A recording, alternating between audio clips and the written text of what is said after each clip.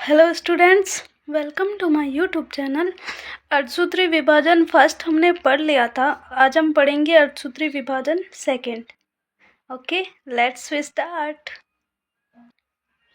उससे पहले मैं आपको ये जो अर्धसूत्री विभाजन फर्स्ट है उसका रिकेप दे देती हूँ। ओके, अर्धसूत्री विभाजन। अर्धसूत्री विभाजन की 4 प्रावस्थाएं होती है: प्रोफेज, मेटाफेज, एनाफेज, टीलोफेज। ये सारी फर्स्ट होती है। अर्धसूत्री विभाजन फर्स्ट है तो prophase first, metaphase first, anaphase first, telophase first. Okay, अब जो होता है हमारा प्रोफेज फर्स्ट, इसमें आती है 5 प्रावस्थाएं: leptotene, zygotene, diplotene, pachytene, diakinesis. Sorry, मैंने इसको उल्टा बोल दिया, तो आपको लाइन से पूरा इसका क्रम याद करना है पांचों का, इस टाइप से। ओके, सबसे पहले आती है पूर्व प्रावस्था प्रोफेज फर्स्ट के अंदर। ये सबसे अधिक लंबी और सबसे अधिक जटिल होती है। इसकी 5 प्रावस्थाएं हो गई। जो प्रोफेज फर्स्ट है उसमें लेप्टोटिन आती है फर्स्ट, तो उसे हम क्या बोलते हैं, उसको गुलदस्ता प्रावस्था भी बोला जाता है, क्योंकि इसमें गुणसूत्र है वो केंद्रक झिल्ली के पास गुलदस्ते के जैसे दिखाई देते हैं। ठीक है, अब दूसरी प्रावस्था आती है जिसको बोलते हैं जाइगोटिन। जाइगोटिन में क्या होता है कि जो समजात गुणसूत्र होते हैं आपस में जोड़े बनाते हैं, उसे सिनेप्सिस या फिर सिनेप्टोनिमल जटिल कहते हैं। ठीक है, नेक्स्ट आती है हमारी पैकाइटिन। पैकाइटिन 3 नंबर की प्रावस्था है प्रोफेज की, प्रोफेज फर्स्ट की है ये पैकाइटिन 3 नंबर। इसमें क्या होता है, क्रॉसिंग ओवर होता है जिसको बोलते हैं जीन विनिमय। ये दो समजात गुणसूत्र के आनुवांशिक पदार्थों के यानी डीएनए के आदान प्रदान से होता है। इसमें एक एंजाइम हेल्प करता है जिसको बोलते हैं रिकॉम्बिनेज एंजाइम। ये दो एंजाइम से मिलकर बना होता है एंडोन्यूक्लियेज और लाइगेज।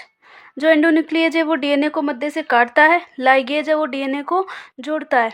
इस प्रकार से जीन विनिमय क्रॉसिंग ओवर होता है। अब आता है कि 4 नंबर आती है डिप्लोटिन, जिसे इसमें क्या होता है, डी सिनेप्सिस होता है, यानी गुणसूत्र आए थे, जोड़े बनाए थे, वो जोड़ा इनका टूटने लग जाता है और एक क्रॉस जैसे जोड़े के टूटते टूटते कैसे क्रॉस जैसी संरचना बनती है, उसे बोलते हैं काइएजमेटा। तो यहाँ पे क्या होता है, काइएजमेटा का निर्माण। अब आती है लास्ट वाली इसमें डाइकाइनेसिस। डाइकाइनेसिस में क्या होता है कि जो भी काइएजमेटा था, बना था अक्ष संरचना, उसका अंत हो जाता है और जो गुणसूत्र है पूर्णतः संघनित हो जाता है वापस। तर्कुतंतु एकत्रित होकर समजात गुणसूत्रों को अलग अलग करने में सहयोग प्रदान करते हैं। केंद्रक आवरण और केंद्रिका दोनों गायब हो जाते हैं। इस प्रकार से प्रोफेज फर्स्ट हो गई।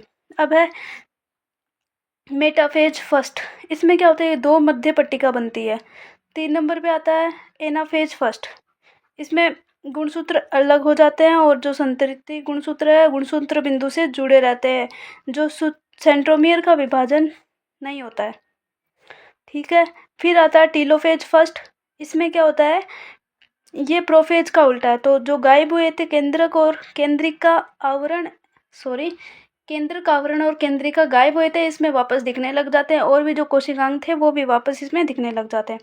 इसके बाद आती है हमारी इंटरकाइनेसिस। इसमें क्या होता है कि डीएनए का रिप्लिकेशन नहीं होता है और ये एग्जाम में नीट में पूछा गया, तो आपको ये अच्छे से याद रखना है, डीएनए का रिप्लिकेशन नहीं होता है, सिर्फ तारककाय का द्विगुणन होता है। और साथ में ये एक चीज़ है कि ये अर्धसूत्री फर्स्ट अर्धसूत्री सेकंड दोनों के बीच वाली प्रावस्था है। और आज हम स्टार्ट करेंगे अर्धसूत्री विभाजन सेकंड से। अब आपको पूरा समझ आएगा। ओके, तो इसमें भी 4 प्रावस्थाएं हैं: prophase second, metaphase second, anaphase second और टीलोफेज सेकंड। हो गई 4। अर्धसूत्री विभाजन सेकंड गुणसूत्र के पूर्ण लंबा होने के पहले व कोशिका द्रव्य विभाजन के तत्काल बाद प्रारंभ होता है। यहाँ से इंटरकाइनेसिस हुआ था, उस टाइम पे क्या होता है कि कोशिका द्रव्य का विभाजन हो जाता है और जो गुणसूत्र है वो लंबा होना प्रारंभ हो जाता है। तो इसके बाद में पूर्वावस्था सेकंड, ये यानी प्रोफेज सेकंड प्रारंभ होती है।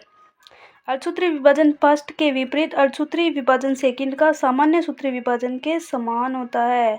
यानी इसमें सीधा सा कहा गया कि अर्धसूत्री विभाजन जो सेकंड है वो सामान्य समसूत्री विभाजन होता है, उसके समान है।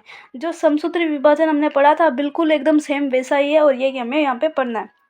पूर्वावस्था सेकंड के अंत तक केंद्रक केंद्रक आवरण अदृश्य हो जाता है, साथ में केंद्रिका भी अदृश्य हो जाती है, जो कि नॉर्मल प्रोफेज में होता है। गुणसूत्र पुनः सहनीत हो जाते हैं। ठीक है, अब गुणसूत्र क्या है कि वो दिखाई देने लगते हैं।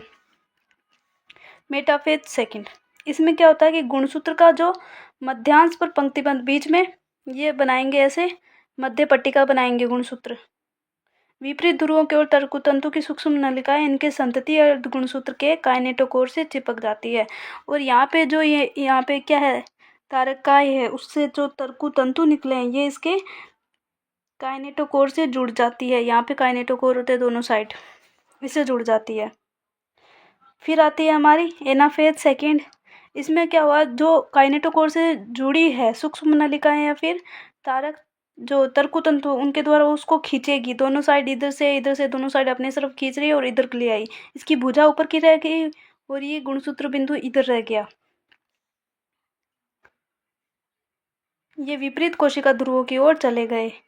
यहाँ पे क्या होता है, यहाँ पे हुआ हमारा सेंट्रोमियर का विभाजन। पहले वाली पश्चावस्था जो एनाफेज थी उसमें सेंट्रोमियर का विभाजन नहीं हुआ था, यहाँ पे आके सेंट्रोमियर का विभाजन हुआ है, तो 2 से 4 हो गई। अब आती है टीलोफेज सेकेंड। यह अवस्था अर्धसूत्री विभाजन की अंतिम अवस्था है। हमें भी पता है कि अंतिम है, और इसमें लास्ट में इसके बाद में जो कोशिका द्रव्य का विभाजन होएगा और कोशिका 4 बन जाएगी। कोशिका द्रव्य 2 समूह पुनः केंद्रक आवरण द्वारा गिर जाते हैं, वापस केंद्रक आवरण द्वारा गिर गए इस टाइप से। ठीक है, और कोशिका द्रव्य विभाजन के उपरांत 4 अगुणित संतति, अगुणित यानी n, जिसमें 23 गुणसूत्र होते हैं, द्विगुणित यानी 2n, और जिसमें 46 गुणसूत्र होते हैं। यहाँ पे अगुणित संतति कोशिकाएं बनेंगी, कोशिका चतुष्टय बन जाता है, यानी 4 सेल बन रही है। अब है कि यहाँ पे अर्धसूत्री विभाजन का महत्व है। अर्धसूत्री विभाजन का क्या क्या महत्व होता है, यानी इम्पोर्टेंस। तो लैंगिक जनन करने वाले जीवों की प्रत्येक जाति में विशिष्ट गुणसूत्रों की संख्या पीढ़ी दर पीढ़ी संरक्षित रहती है। उनके गुणसूत्रों की जो संख्या है वो पीढ़ी दर पीढ़ी जा रही है आगे और संरक्षित रहती है। तो 1 नंबर हो गई इम्पोर्टेंस।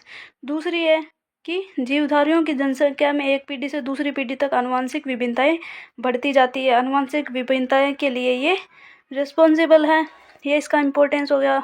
आनुवंशिक विभिन्नताएं किसके द्वारा होगी, क्रॉसिंग ओवर जीन विनिमय से।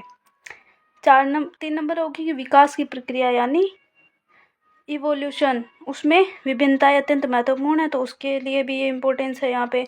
4 नंबर हो गए जनन कोशिका में गुणसूत्र का निर्धारण। अंडाणु और शुक्राणु में गुणसूत्र की संख्या का निर्धारण यहाँ से होता है। जैसे अंडाणु शुक्राणु n होएगी ना, तो उसमें 23 गुणसूत्र होंगे, तो उनका निर्धारण होएगा, जिससे वही लक्षण आगे संतति कोशिका में जाएंगे। थोड़ा समरी भी देख लेते हैं, टाइम बचा है। समरी में बाकी पूरा वही सब लिखा है वैसे तो, बस इसमें ये इम्पोर्टेंट चीज़ें देख लो कि एस प्रावस्था में डीएनए प्रतिकृति व गुणसूत्र का द्विगुणन होता है। ठीक है, जो 4 प्रावस्थाएं होती है सूत्री विभाजन की, पूर्वावस्था, मध्यावस्था, पश्चावस्था और अंत्यावस्था। प्रोफेज, मेटाफेज, एनाफेज, टीलोफेज हो गई। इनमें जो जो हुआ वो शॉर्ट में लिखा हुआ है यहाँ पे। सूत्री विभाजन को सम विभाजन भी कहते हैं, जिसके द्वारा संतति कोशिका में पितृ कोशिकाओं के समान गुणसूत्रों की संख्या बरकरार रहती है। यानी एक कोशिका में यहाँ से 46 गुणसूत्र है, तो यहाँ पे आगे भी ये 46 रहेंगे। ठीक है, इसे बोलते हैं समसूत्री। यहाँ से 46 है और आगे जाके ये 23 हो गए, तो इसे बोलते हैं अर्धसूत्री। ठीक है, तो अर्धसूत्री फर्स्ट, अर्धसूत्री सेकंड होता है, 2 टाइप के हो गए। एक इम्पोर्टेंट लाइन यहाँ पे है कि पश्चावस्था सेकंड, एनाफेज सेकंड के समय संतति अर्ध गुणसूत्र आपस में अलग हो जाते हैं। यानी इस प्रकार के अर्धसूत्री विभाजन के पश्चात 4 अगुणित कोशिकाएं बनती है। लास्ट में 4 कोशिकाएं अगुणित यानी हैप्लॉइड। ओके, अगर आपको वीडियो पसंद आया तो प्लीज़ लाइक कमेंट शेयर ज़रूर कीजिएगा। Okay, bye.